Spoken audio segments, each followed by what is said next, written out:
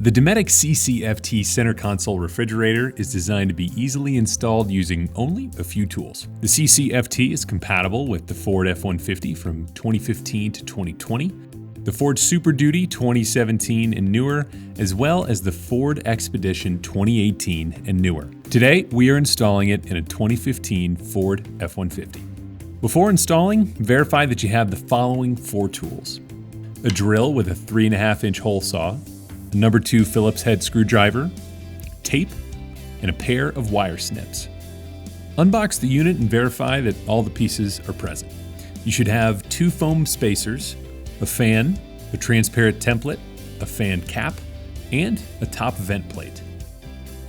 Pre-installation and safety.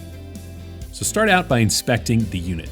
Make sure not to pinch the electrical cables when you're handling the unit, and avoid carrying it by the plastic edges. Make sure you don't hold or store the unit inverted or on its side, and clear the 12-volt power cable and fan connector from their packaging positions. Installation Step 1. Testing for power.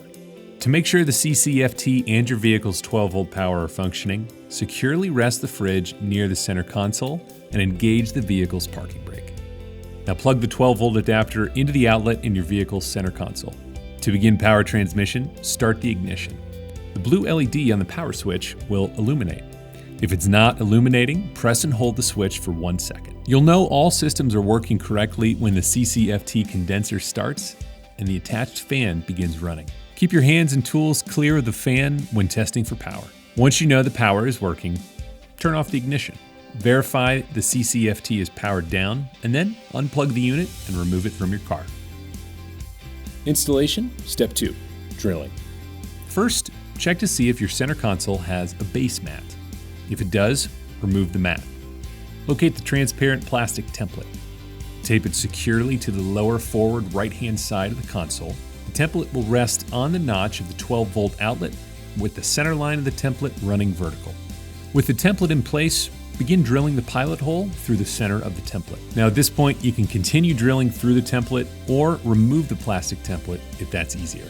You'll want to keep the drill level as you drill through the plastic to cut a clean hole. And once you've punched through, remove the drill.